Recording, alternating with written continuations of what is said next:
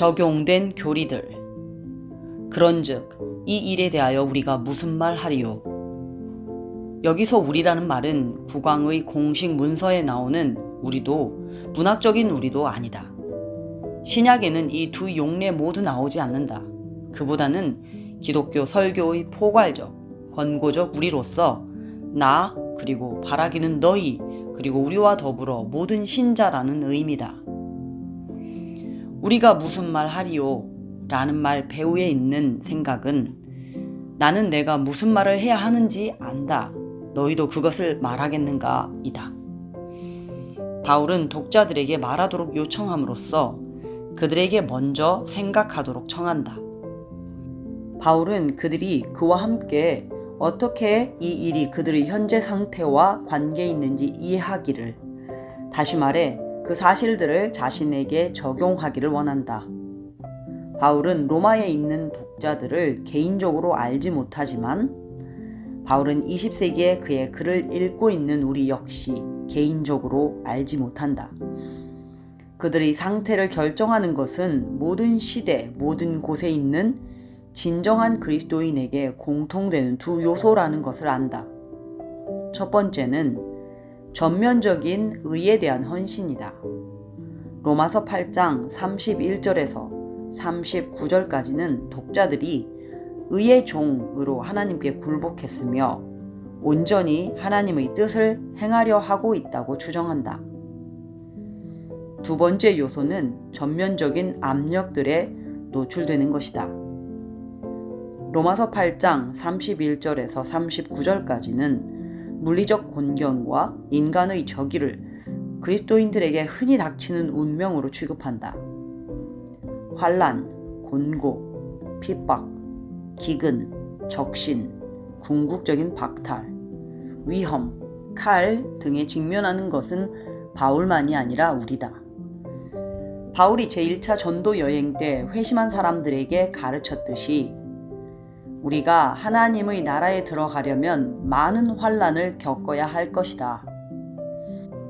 어떤 괴로움들은 우리의 영적 돛을 잘 조정함으로써 당장은 살짝 피해갈 수도 있을 것이다. 하지만 바울은 청교도들이 보편적인 순종이라고 부른 것에 마음을 쏟는 사람들은 내내 세상의 조류를 거슬러 헤엄쳐야 하며 계속해서 세상의 조류를 느끼게 된다는 것을 알고 있었다. 바울은 독자들을 바로 그런 사람들로 묘사한다. 그리고 우리는 바울의 말에 비추어 우리 자신을 인식한다. 여기에 도덕적 타락을 기억하면서 괴로워하는 그리스도인들, 개개인들이 있다. 도덕적 고결함으로 인해 친구나 직업을 잃어버린 그리스도인들, 자녀로 인해 실망하는 그리스도인 부모들, 심각한 건강 문제나 육체적 한계에 직면해 있는 그리스도인들, 믿음 때문에 집에서나 직장에서 이방인처럼 느끼게 된 그리스도인들, 살았어야만 한다고 생각하는 어떤 사람의 죽음, 혹은 죽었어야만 한다고 생각하는 노쇠한 친척, 혹은 고난받는 어린이가 삶을 지속하고 있는 것으로 인해 부담을 느끼는 그리스도인들, 하나님이 자신을 돌보아 주실 수 없다고 느끼거나 자신의 삶이 좀 덜 힘겨울 수도 있었으리라고 생각하는 그리스도인들 등이 있다. 하지만 바울은 이러한 사람들, 다시 말해 우리와 같은 사람들에게 도전한다. 이 일에 대하여 우리가 무슨 말 하리요? 생각하라, 생각하라, 생각하라. 바울은 우리에게 어떤 일이 일어나기를 원하는가? 바울은 우리가 때때로 남용되는 문구를 사용한다면 우리의 소유물을 소유하기 원한다. 우리의 소유물이지만 우리가 소유하지 않은 것은 때로 사람들이 생각하듯이 죄가 없어지는 기술이 아니라 그리스도인의 천부적 권리인 하나님의 사랑 안에서 얻는 평강, 소망, 기쁨이다. 바울은 인생에 여러 압력이 닥칠 때 감정적 사고, 즉 반응의 합리화가 이러한 소유물들을 빼앗아가는 것을 안다. 그래서 이제 그 일들이 아니라 1절에서 30절까지에 설명된 이 일들에 대해 반응하도록 요구하는 것이다. 바울은 복음을 통해 하나님에 대해 알게 된 것을 생각해보고 그것을 적용해 보라고 말한다. 당신의 느낌을 거슬러서 생각해보라. 그 느낌들이 퍼뜨려 놓은 우울함에서 벗어나 보라. 그것들이 조장해온 불신의 가면을 벗겨버리라. 자신을 훈련하고 자신에게 말하고 자신의 문제들로부터 눈을 돌려 복음의 하나님을 바라보도록 하라. 복음적 사고가 감정적 사고를 교정하도록 하라. 이 말은 내주하시는 성령께서 바울의 최종적인 승리의 결론, 곧 내가 확신하노니 사망이나 생명이나 다른 어떤 피조물이라도 우리를 우리 주 그리스도 예수 안에 있는 하나님의 사랑에서 끊을 수 없으리라가 나 역시 그러하다 할렐루야 라는 반응을 불러일으키기까지 우리를 이끄실 것이라는 의미다. 왜냐하면 바울이 알듯이 이러한 반응이야말로 넉넉히 이기는 비결이기 때문이다. 그러한 경험은 세상을 정복하는 승리이며 지상에 그리스도인의 천국을 세우는 것이다. 그런즉 이 일에 대하여 우리가 무슨 말 하리요? 바울의 모범 답안은 4가지 개념으로 되어 있는데 각각의 개념은 또 다른 질문 안에 집중적으로 나와 있다. 결국 질문들은 사람들로 하여금 생각하도록 만드는 것이다. 만일 하나님이 우리를 위하시면 누가 우리를 대적하리요? 어찌 그 아들 그리스도와 함께 모든 것을 우리에게 주시지 아니하시겠느냐? 누가 능히 하나님께서 택하신 자들을 고발하리요? 누가 우리를 그리스도의 사랑에서 끊으리요? 처음 세 개념에서 되풀이되는 핵심 단어는 위하다. 헬라어로는 휘페르, 무엇을 위하여 라는 것이다. 하나님이 우리를 위하시면 하나님은 우리 모두를 위하여 자신의 아들을 내어주셨다. 그리스도께서 우리를 위하여 간구하신다. 4번째 개념은 처음 세 개념 전체에서 나오는 결론이다.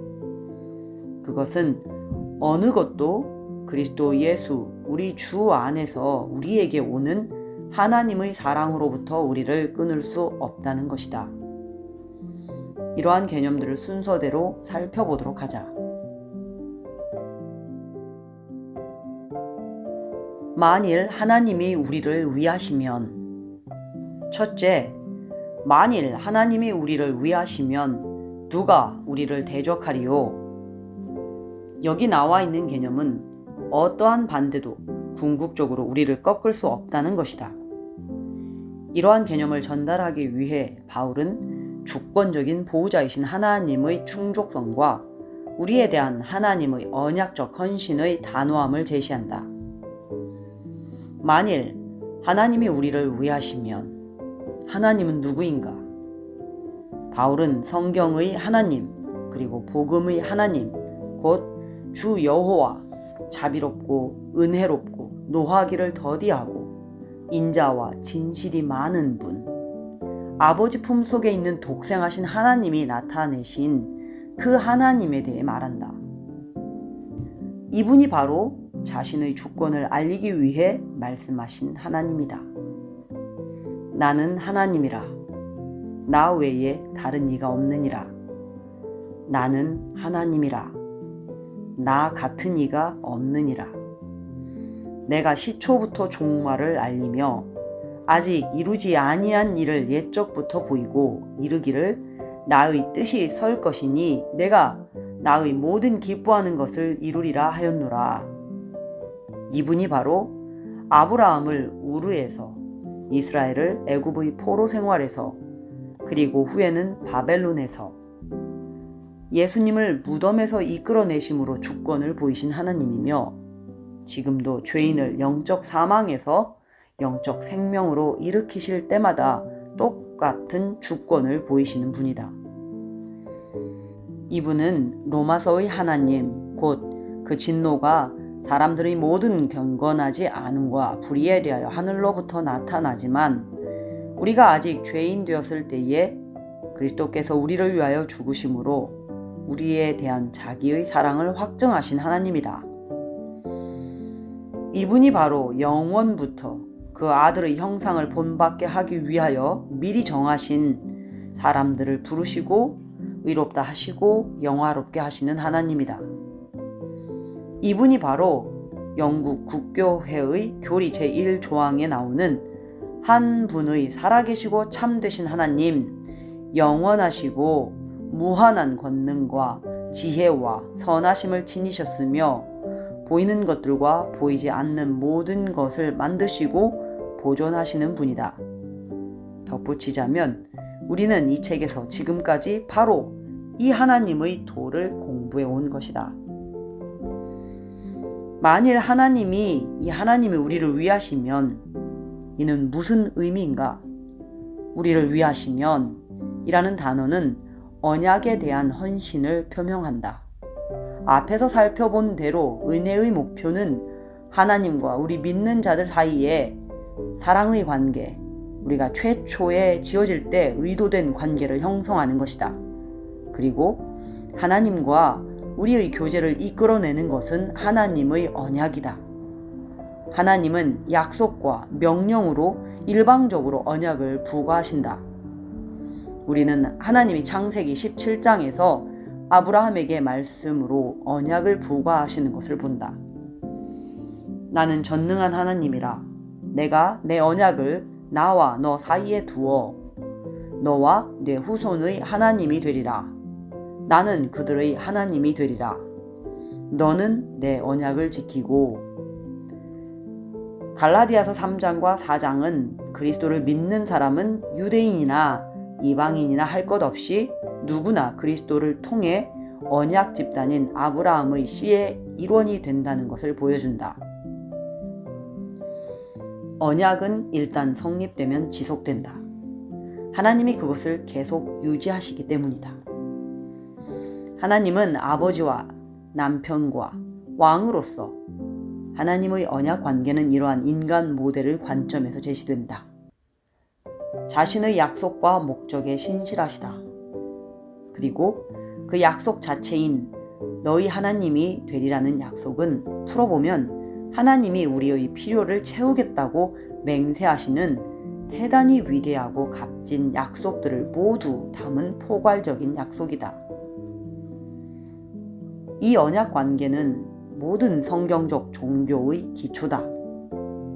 즉 예배하는 자들이 나의 하나님이라고 말하고 하나님이 내 백성이라고 말씀하실 때 언약의 언어가 말해지는 것이다.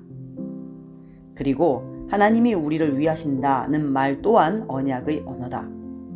즉 여기서 선포되는 것은 사람들과 환경이 우리를 위협할 때 우리를 지지하시고 보호하시며 지상에서의 순례 여정이 계속되는 한 우리에게 필요한 것을 공급하시고 현재 아무리 많은 장애물이 방해하는 것처럼 보일지라도 마침내 하나님을 온전히 즐기도록 이끄시겠다는 하나님의 보증이다.